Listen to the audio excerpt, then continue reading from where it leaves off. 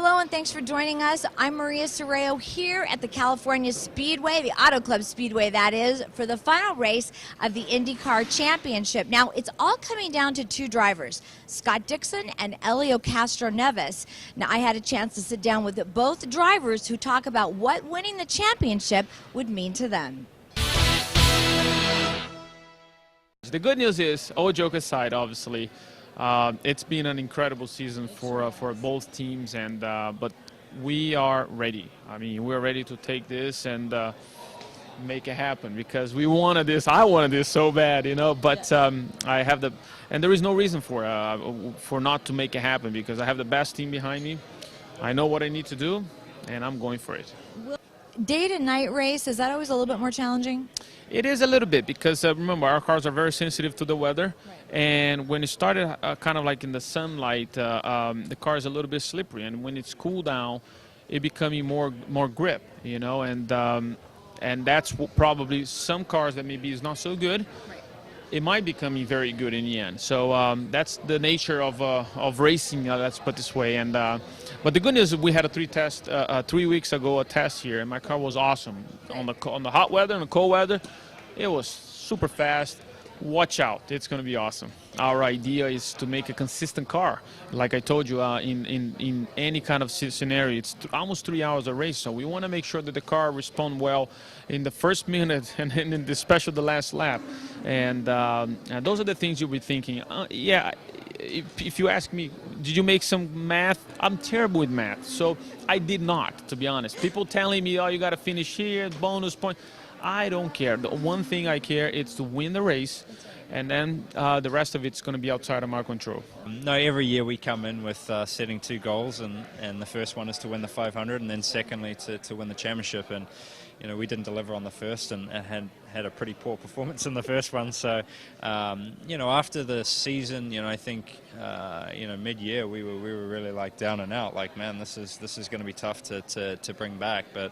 It's been a wild ride, and to find ourselves, you know, in a two-horse race at the end with Helio, you know, it's nice to see. And you know, I think if we are lucky enough to you know, get this championship, it's going to be a pretty sweet one because of the ups and downs and the highs and lows that we face throughout the year. What was going through your mind in Houston? I don't know, a lot of things. You know, you kind of, you know, you get into those situations where, you know, like even race one, we're leading it, and you know, you're like halfway, and I'm like, man, this is looking really good, and then you're like, no, don't think that because you're going to jinx it, and then you know, something's going to break.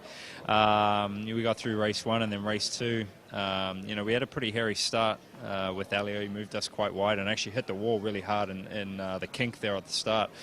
And probably thought that we'd broken the car, and I'm like, you know, after the high of race one to race two, I'm like, no, it's broken, and then to see his car leaking oil, I'm like, oh, this could be good, and you know, it is sad to see you know, some of the guys go through those situations, but you know, I truly do believe that when you look back at a season, the good luck and bad luck or mechanical failures, and they pretty kind of, you know, even themselves out, and Helio's had a pretty clean season to date, so I don't know, you know, we'll find out Saturday night, you know, that's you know, you kind of think about it for the last week, and you're like, as long as I put my 100% in and we do the best job that we can, either way I'll be, you know, happy getting out of the car. It's just whether you're going to be a lot happier or not. Right. Two of the best owners and probably the biggest teams competing against each other. Do you feel like having the best engineers, the best teammates gives you an edge at all, or? Yeah, there's no doubt. You know, I've been very fortunate to be with this team for 12 years, and you know, I think all but 32 of my wins have been with this team, and there's a reason for that. You know, they're very good at what they do. They like you know that? Well, it feels like family, right? You know, some of them like me and some dislike me, but you know, that's what, you know, you can't pick your own family, but. No, it's you know, it has been a dream to be with this team. Even, you know, the way that it worked out when I joined them was pretty odd. But yeah, you know, I think typically you see the big teams sort of rise. You know, it has been an odd year, and having 11 different race winners, I think. So it's been pretty strange. A lot of the smaller teams have been fighting hard, but it just shows you the competitiveness of the IndyCar series right now. So, yeah, Penske are always there. They're always a rivalry with our team, a good, strong rivalry with our team, and I don't know. I just hope we can beat them. That's what we try to do. That's what we try to do.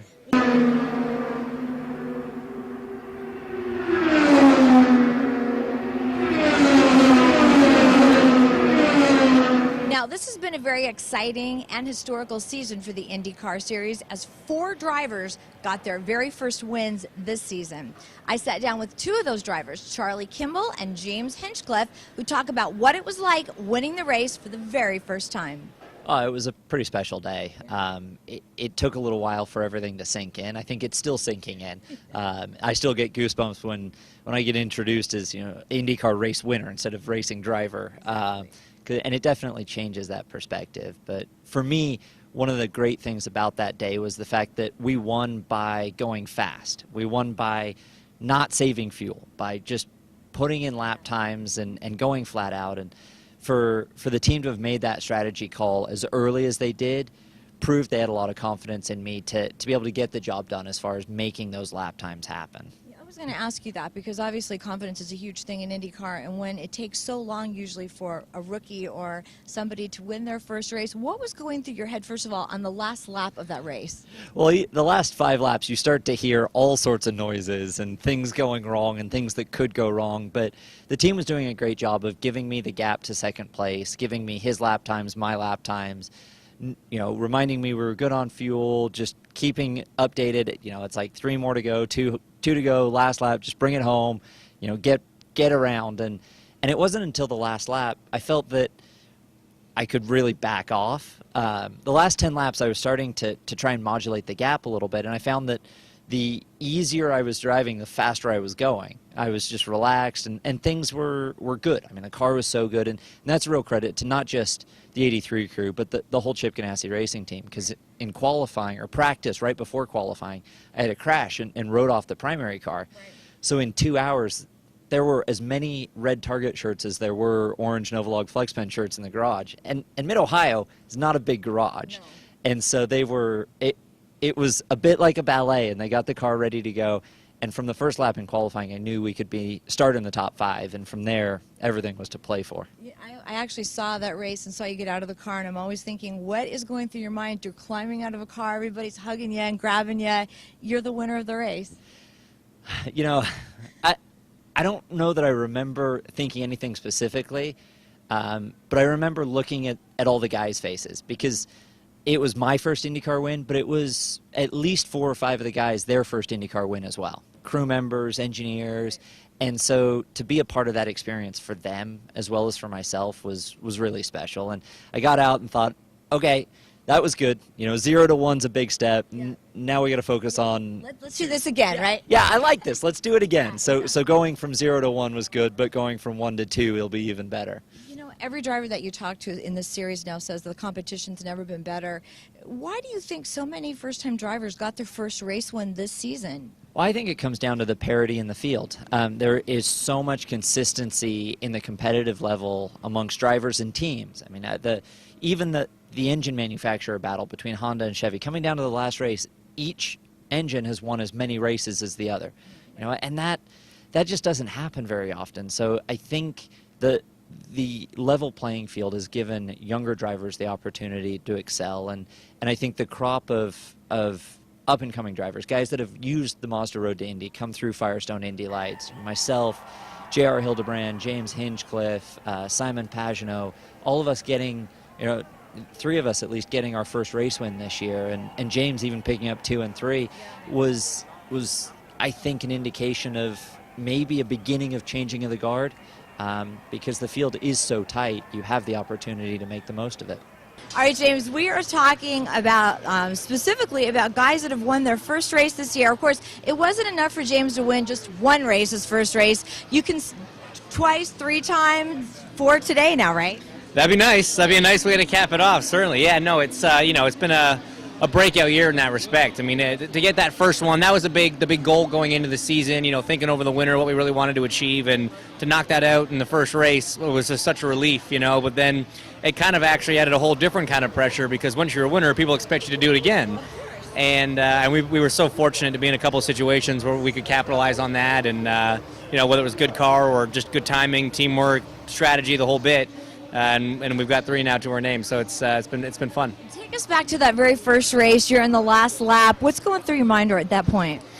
I mean, it was crazy. I mean, that race was it was so stressful, that last stint, because Elliott was behind us. He was obviously very quick the whole day. He was on red tires, we were on blacks, and I knew even the slightest mistake and I was going to lose it. And I really did. If he was going to pass me on pace, fine, best man wins. But I was not going to let it be because I made a mistake. I would not have been able to live with myself.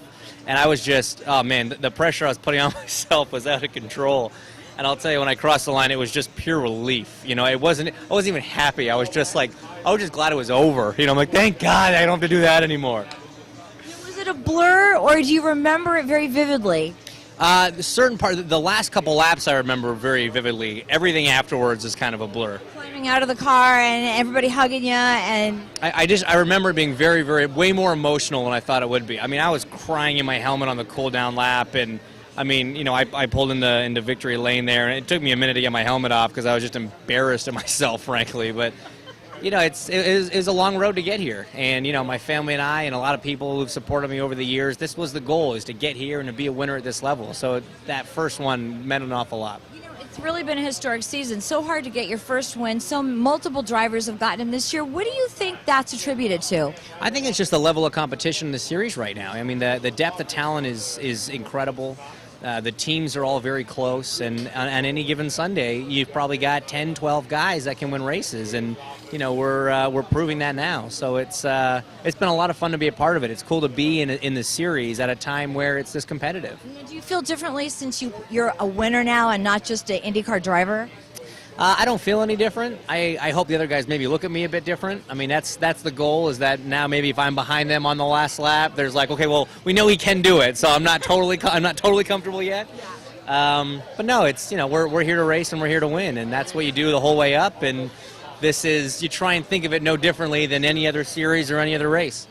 GoDaddy not going to be the sponsor next year. Where is that stand with you right now? We got some developments certainly coming very shortly, actually. So. Some exciting stuff. We're happy with it. Obviously, GoDaddy were a tremendous supporter of this team for a bunch of years, and of myself for the last 2. And it was so much fun getting to work with them. I feel just so privileged that we even had the opportunity to do that and forge that relationship. And I've made friends I'll keep for life over there, and wish them the best and thank them for the last couple of years, and look forward to an exciting new chapter. Last time we talked to you, you had like half of your face painted green because you were the GoDaddy guy and not the GoDaddy girl anymore. Right, exactly right. Yeah, but no, things change, and it'll be sad to not have the bright green car anymore, because it was so easy to pick out on track. But the new one might be also bright and easily distinguishable, so we'll see. We are here in the pits in Fontana getting ready for the race to start. Now, our Los Angeles Dodgers had a great run, 2 games to the World Series, but they have been eliminated. But it was a great playoff run, and here's some sights and sounds from the playoffs 2013.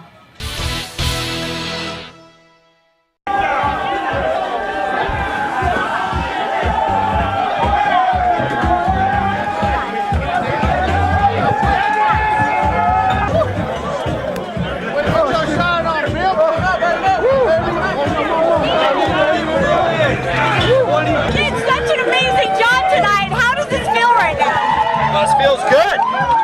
Ultimately the goal is to have 2 more of these, but we're going to let the boys celebrate tonight. It was a great win. Kershaw absolutely manned up, pitched his heart out tonight, and come on, Uribe, the guy keeps doing it.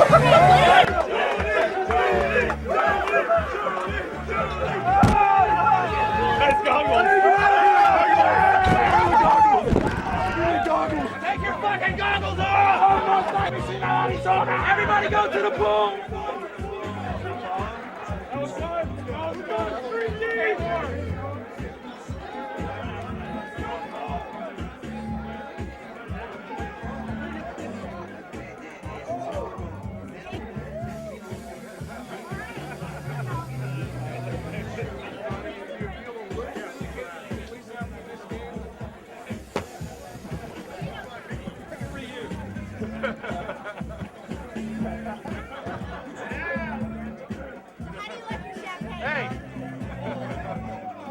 Now, I think last year at the end of the year was unbelievable, just from the standpoint I said it so many times. He gained so much respect in our clubhouse at the end of the season last year, the way he treated Louis Cruz. And to me, that was huge. And we talked about it the last meeting we had, about how good of a teammate Juan was. And just good to see him have this kind of year. Congrats! Alright, we're here at Indy Car Racing. This is not only such an amazing feat. You know what this is like, but what's it like this time? It's unbelievable. The way this happened, Kershaw coming back on short rest, he's been such an animal for us all year long, and to come up and finish that game for us was huge. And then one rebound, I mean, you can't say enough about him all year long. He's just been what was going on in your mind when he hit that home run shot? It's ultimate elation. You still have one more inning, but with Finley Jansen's out there, we feel really confident. And it's just a huge win, and it was nice to do it in front of the home crowd.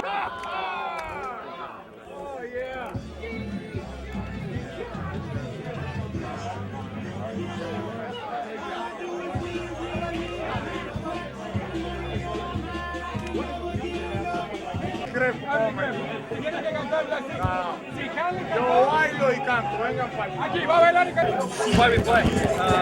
This doesn't get old. The champagne doesn't get old. The burning doesn't get old. We just get you. This is why I don't wear goggles, because I love this burn. This doesn't happen to everybody. It doesn't get old, and I'm so happy for a lot of these guys who never got to experience this. I talked to Nick and I said, what were you guys talking about on your drive home today? This right here, I've never heard a stadium get so loud in my life. I was on deck when Uribe hit the home run. It was electric. It felt like an earthquake. I'm not lying to you. It was that crazy. We won the World Series in 2011. This was louder, and it was just an unbelievable feeling. I heard that you have actually hijacked my cameraman's goggles tonight. Yep, they're mine now, and I'm gonna use them the rest of the way. I feel awesome, to all I go in my career, being a catcher and now a pitcher, and to this stage, it's awesome. All you try to do is win ball games and try to bring it home, try to be a step closer where we wanted to go.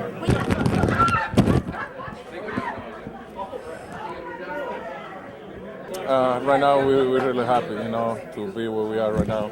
But still we gotta, we got some work to get done. I think we don't done yet, and we gotta finish it up. And I hope everybody enjoyed it tonight and be ready for the next series. Kelly, you got to celebrate in front of the fans tonight. What was that like? That's what you wanted. Oh yeah, and you know it, right? Yes, exactly. I mean, I was getting a little bit upset at the bottom of the eighth, but at the same time, we keep our head up, and because we knew we could come back and win this game.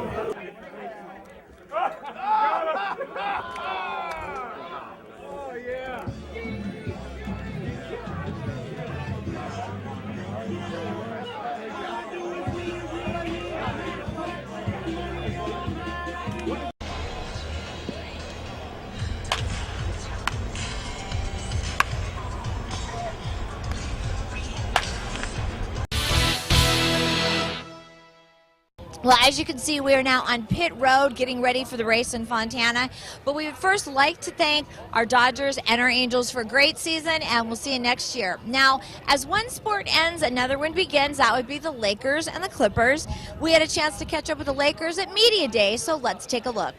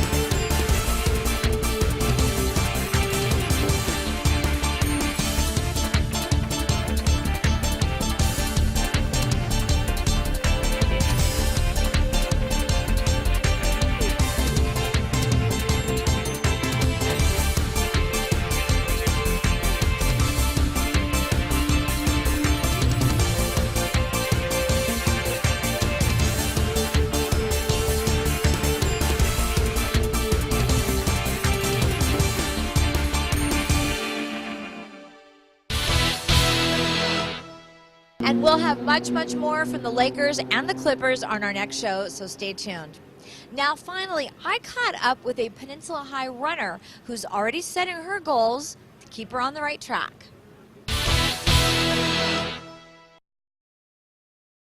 When you said that, she had a list of achievements and aspirations, tell us what they were.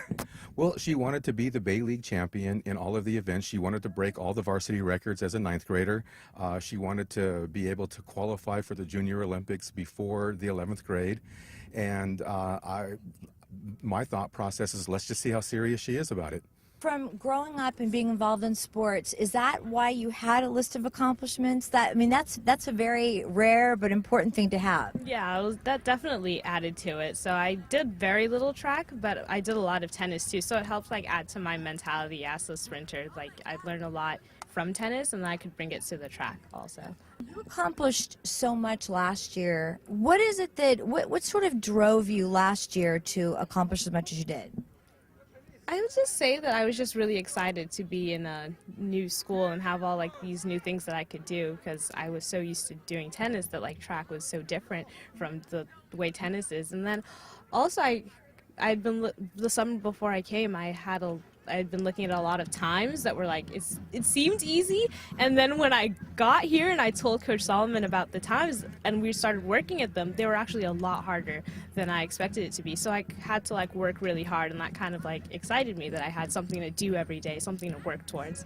So that's interesting. Well, I was going to ask you what the biggest challenge in running and sprinting is for you. Definitely getting the times down, because times are so hard to taking a second off your time. You're just yes, I did it, because you think there's not a lot of difference between 12 and 11 seconds in a 100 meter, but track teaches you that that second is like an eternity. So it's a lot of work to cut that second out, and we definitely had to work really hard to every second I took off, I was really happy about it, because I had to work very hard to get it. Yeah. When you're competing at a very high level, and you and I were just talking about the fact that the higher up you go, the harder that it gets, how motivating is that for you? Scary, motivating, all at the same time? It's definitely scary. I had races last year that I was really good, in Bay League and all that, but when I would get to a race individually on my own on a bigger stage, it was a little harder because the girls were just that much faster than me. So you definitely have to push yourself, but I would freak out in a sense. So I had to learn to calm down and just think that you're running your race and they're going to run their race and you have to run yours, and whoever wins wins. The time will take care of itself. Just run the best race you can. Seems like the sky is the limit for this runner. Where do you see her going? Well, I kind of joked and I said, well, Tanika, if you decide to turn pro after high school, all these coaches are going to want you. Would you consider me as your coach when you decide to turn pro? Well, this was the very last race of the IndyCar season. Scott Dixon will take the championship, and Will Power from Team Penske won the race here in Fontana. That will do it for us. We will see all of you race fans in 2014. For now, I'm Maria Serrao, and we'll see you next time. That's the ticket. This is the ticket. I hate to admit it. My entire engineering staff lives off these things. They take them with them to the race. They've got them stashed in their pockets during the race. While I'm out working, they're sitting there popping M&Ms. It must be a nice gig. I mean, I think I know what I'm going to do when I retire from driving. Just go stand on the timing stand and pop M&Ms.